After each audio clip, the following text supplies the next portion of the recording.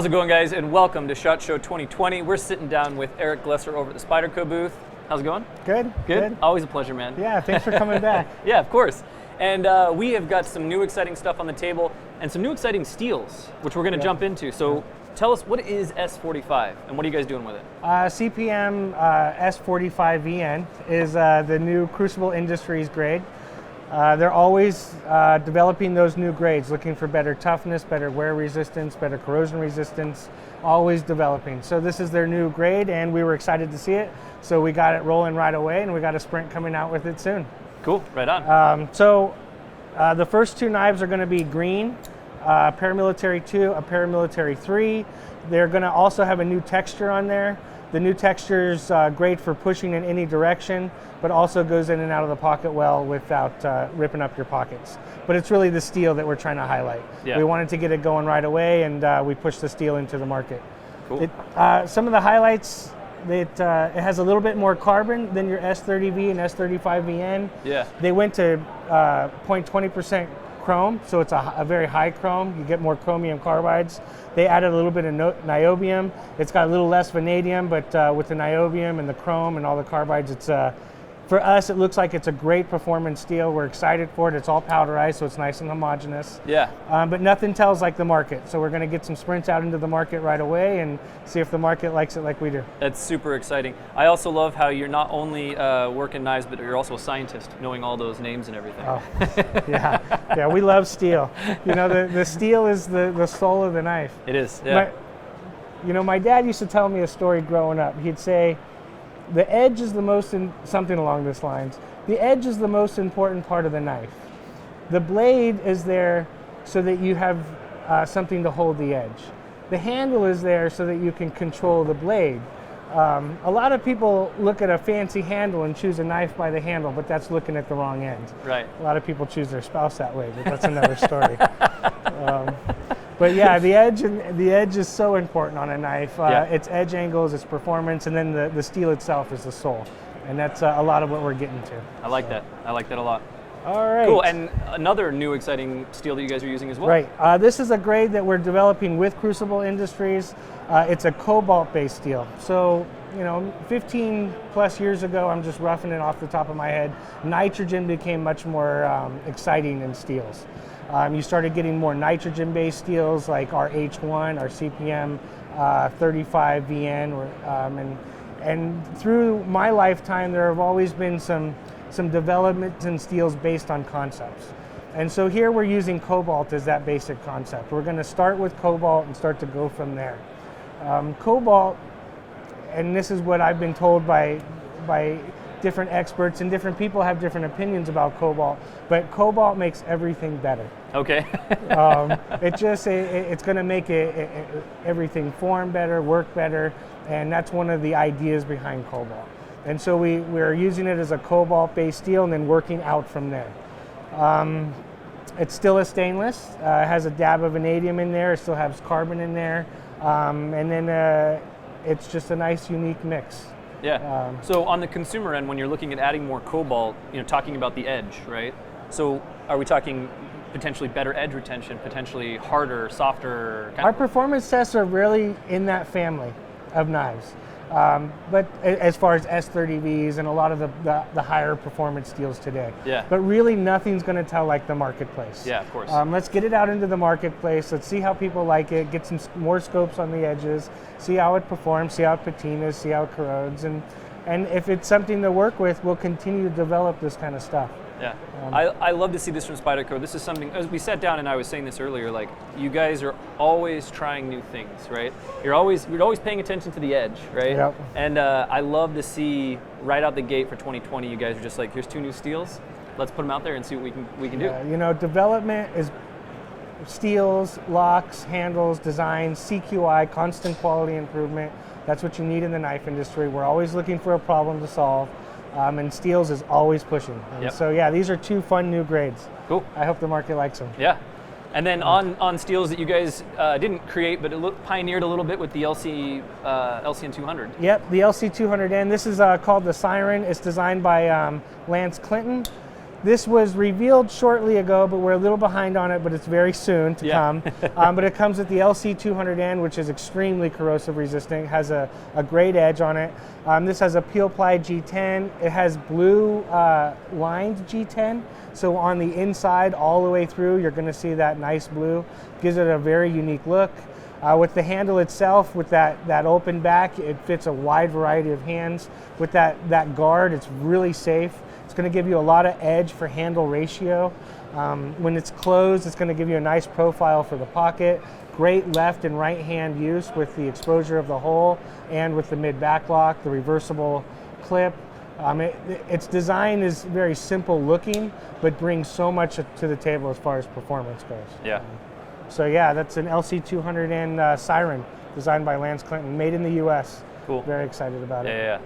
Yeah, and sometimes with those rust-resistant steels, trying to get them is a challenge sometimes, right? Well, the steels themselves and working with them and getting them is its own challenge, but then you have to make the rest of the components in there. Right. You know, there's also locks and clips and everything's moving, and the world of corrosion doesn't like all of that. And so there's a lot more than just making a knife that's a corrosion-resistant steel to making a true great salt knife. Yeah. Getting to the next one? Yeah, what do we got next? All right, this is designed by Gail Bradley. This is a little dagger-esque knife, if you will, very symmetrical all the way through, whether it's the scale and the handle, the grinds. You'll see that grind line comes all the way out to the tip to give it a little bit more strength. For a lot of people that have looked at this early on, they think the edge looks a little fat. For us, we wanted that.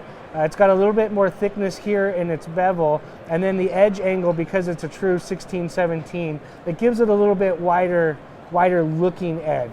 But for performance, for cutting, for penetrating, for that strength, the bevels on this are built to perform. Not only for beauty, but built to perform.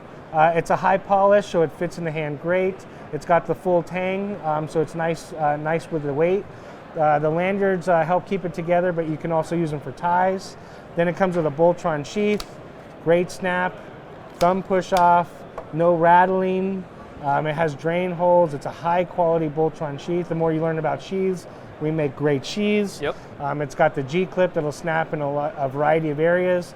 We get a lot of requests for boot knives. This might handle some of those requests, but also a clip to the pocket with a Spyderco also works for a boot knife. Right. But for a little dagger fixed blade, this is exciting for us to build. Cool. S30V. Yeah, and is it sharp on both sides? Not sharp on both sides. Not sharp on both sides. So yeah, you got your dull edge and then you have your working edge. Right. Yeah. Good to point out. Yeah. I was looking at it because I was noticing the bevel like you were talking about, and I could see the edge here, and I don't know if you guys can see it, but I mean, sure enough, that's exactly how it is. You got it. It's nice and thick, and then leads up, and then gets nice and fine, which is awesome. But on that side, I was like, wait a minute, that's why. Yeah. And double-edged knives are illegal in a lot of areas, so check your local laws. Yeah, check with all pocket knives. Check your local laws. Exactly. You never know. Cool. All right, let's jump into this next one. Okay, this next one is an added to our value folder. It's called the Astute.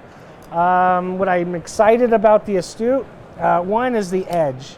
If you look at like a paramilitary 2, this damn near has the same amount of edge. This is a lot smaller, thinner pocketed knife at a lower cost that brings a lot to the plate as far as performance. This knife, because it's shorter this way, and I'm going to leave the Para 2 out for reference, because it's a little bit shorter this way, it's a thinner blade stock. And so you're going to get great slicing, but great strength, but also smaller in the pocket. It has full liner, so it's going to give you good rigidity and weight during use, particularly for a smaller knife. Right. It has good guard in the front and a nice guard here, so that if you are really using it, your thumb and forefinger have great purchase. With that open back, it fits a lot of hands. 4-way clip, liner lock. This costs less than our Tenacious. And so when you're looking for a value folder that's going to be, slim in the pocket, a little bit lighter, but still high performance, use it a lot, the Astute is going to be a great value folder. Cool, that's exciting. And that'll be, with the way you guys are doing your launches now, this will be within the next 120 days, right? Right. Cool. So it'll be next 3 months you guys will be able to pick one of these up. Yeah, we're hoping before then on this one. Cool. It's rolling pretty good. Yeah. Stamped clip, all hourglass, still has the lanyard, still has a 4-way clip, still has the peel ply. So, all good stuff. A lot of value all in the this great one. stuff you expect with the budget Spyderco, but with Right. a big working edge and nice slim profile. Yeah, it's good. Yeah. And then with this next one, this is kind of a different take, I guess, on modern traditionals. You tell me a little bit about this. That is interesting. We do ethnic series knives. We've been known to do them. They're knives that are traditionally done around the world for the ethnic or the community of designs that have been done for that way for hundreds of years. All around the world, areas have developed certain knives that work well for them. So this design was originally done in Central Africa. If you look at a lot of their knives out there, you'll see a lot of these, but they're fixed blades. They're typically made out of just about anything they can find, railroad, iron, or whatever they can use. Oftentimes they're rusty because you see a tool steel that they use for it. But they have this very unique shape that gives you a bit of a worn clip, so it's nice and straight, but the tip is clipped, and it gives you a little bit of curve at the tip. And so if you really like those straight worn clips, this has some of those attributes, but you want that curved tip at the cut, gives you some nice fine cuts, and then that clip gives you that sharp tip. It's not too rounded. And for use, for cutting food or letters or a lot of your daily tasks, this is an amazing blade for functionality. And then it has almost a reverse coffin. It doesn't look like it would fit the hand so well, but it feels wonderful. Most of them in Africa also had holes because you could tie them to a spear or do other types of things. This comes with a compression lock and carbon fiber, so it's been really modernized. Deep pocket wire clip, left hand open, close, and carry. It's just a nice ethnic series brought to the modern design. And I like that. I like this carbon too because it doesn't feel super slick. Right. Which I really like that. And you don't want to rip up the pocket too much. It's always a balance between texture and ripping up the pocket. Exactly. Yeah, I love my knives, but I don't want to have to buy a new pair of jeans just because my pockets tore out. Exactly. No, this is cool. And like you said, it really does. It does fit in the hand really nicely. It does. It's not going to slide around on you. Yeah, kind of an interesting handle shape for sure. But yeah, it fits in the hand really well. And then, of course, that wire pocket clip is such a low profile that, it doesn't feel like it would create hot spots or anything. So, and 5% of our sales go to keep a child alive out in Africa because of the AIDS epidemics that are dealing out there. Right. So that's wonderful. Some of the money goes to a good cause too. Yeah. So cool knife and great cost. Next one? Yeah, let's do it. All right. These next two, I'm particularly very excited about. Yeah, this one's the Shaman continues to gain ground in its performance and reputation. We're going to be doing a lot of series though of Rex 45. They all come with a burnt orange, so if you look in our reveal or you look at our catalog, you're going to see natives, Manix 2s, Shamans, Chiefs. We're going to sprint them all out. Cool. They all come in this burnt orange. All the sprints, I think, are roughly 1,200 pieces, and then it's kind of a one and done. The Rex 45 is a non-stainless, so it gets this patina on it. It typically gets a patina before it rusts. To me, it's a beautiful patina, and with the burnt orange and the patina of the Rex 45 through use, this just becomes prettier and prettier. That's cool.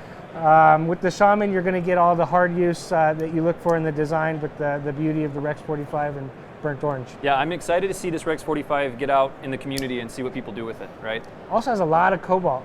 Yeah. Interesting. So another kind of cobalt-based. Interesting. Okay, cool.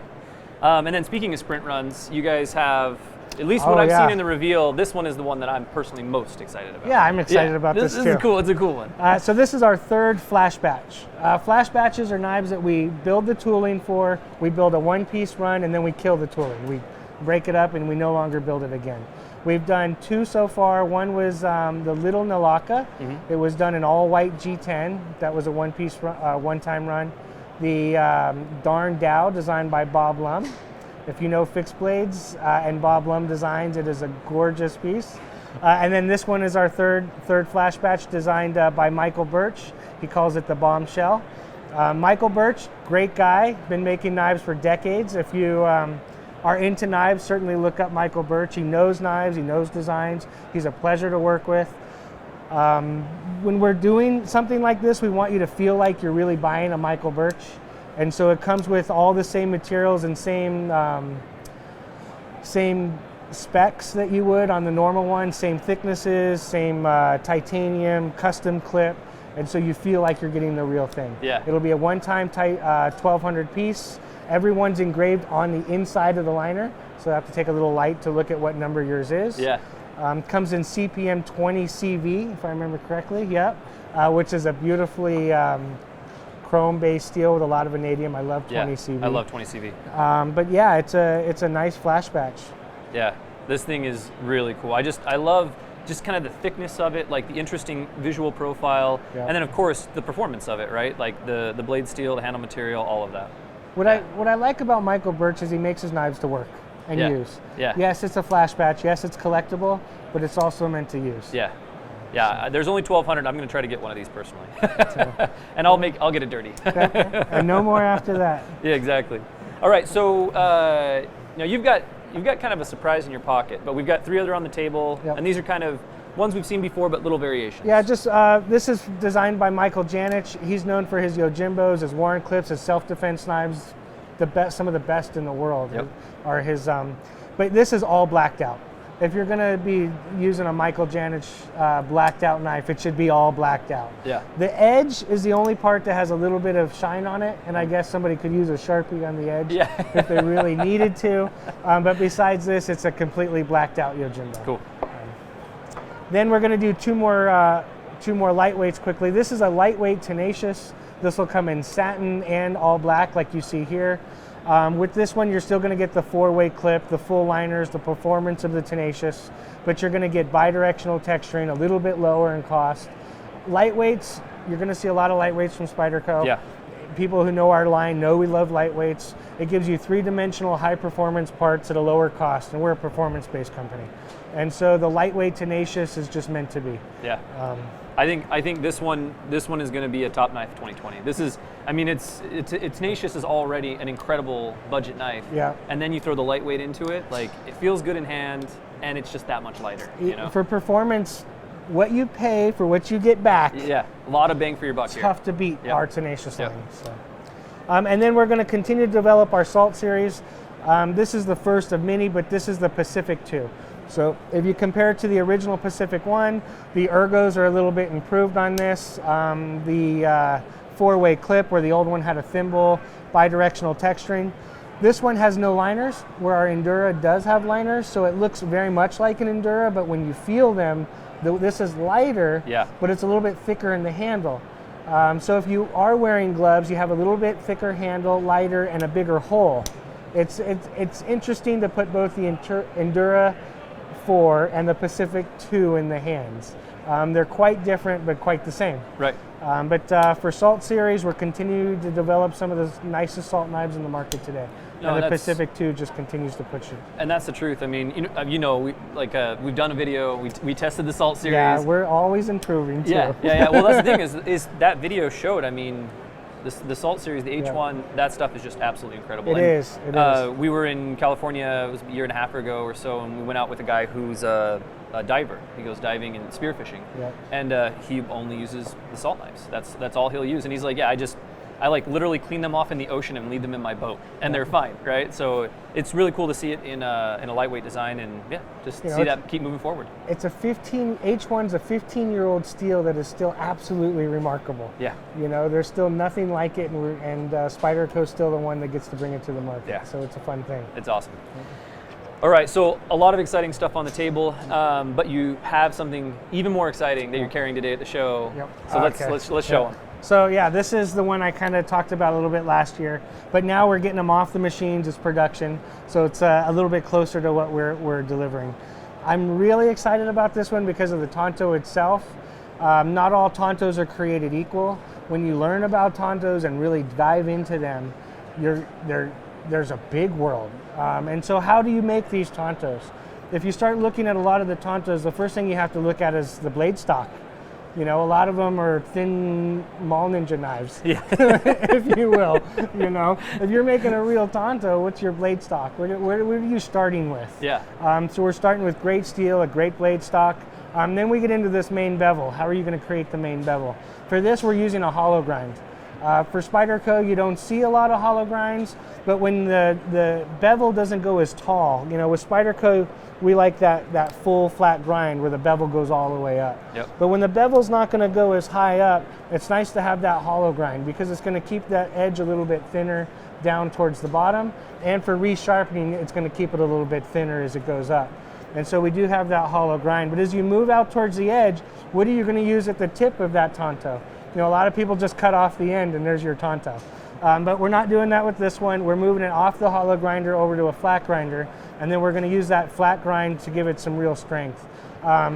What you do with this bevel too makes a big difference. You know, how strong is it going to be there? If you're going to build a Tonto, you're doing it for a reason. Right, you want yeah. that strong tip. You want the tip to be strong, exactly. Also, what we like in a Tonto is that it has a little bit of curve to this edge. It's not just some straight edge, and you still get a secondary tip here. A little bit of a secondary tip. Trying to get a little bit of a secondary tip here and a little bit of curve there is tough. And bringing two grinds together. Right. And so, you know, all these facets of different beveled grinds we're quite proud of. You're really going to be able to use this Tonto like a real Tonto is supposed to be used. And then with the bevel, it gives you less resistance when you're passing through stuff. So we do have to take the knife off and run these bevels. And it's going to give you a little bit lighter blade. But also gives you a tremendous amount of strength. So that bevel is going to give you a lot of strength, reduce the weight, and it's all symmetrical and damn near perfect. Proper edge angles and everything. This to me, I mean, the amount of time that you can take just explaining the blade and the thought that you put into it, this to me is like kind of a defining blade style for Spyderco. Like there's just like attention to detail and like, you know, I said this earlier, guys, I'm not just saying it because you're sitting here. Just attention to detail and thinking about what is this knife going to be used for, right? You guys could easily just put the grind across, chop it off like everybody else, or not everybody, but like a lot of people, and call it good, right? And that's fine. But all this extra attention, I think it's amazing. Yeah, you know, and it's on the Para 2, yeah, which is still one of the best knives out, in my opinion, out there. You're taking a beautiful blade grind on a beautiful knife and building poetry. Yeah, no, it's a sweet, sweet knife. And guys, we kind of teased this a little while back. I asked Eric before we showed this on camera, is this thing coming? And he says they're making them right now. So they're coming. They're coming. They are coming. They're coming off the grinder and building them. Awesome. So it's exciting. Thanks for your patience. Well, yeah. Well, thank you so much for having us on. Yeah, thank you. Appreciate it. Always a pleasure to learn what you guys have going on. Yeah, thanks for stopping by. Always fun. And thank you guys for following along. Make sure to check out our 2020 SHOT Show playlist here on YouTube. We're going to have all the new shiny stuff for the year, and we'll see you on the next one.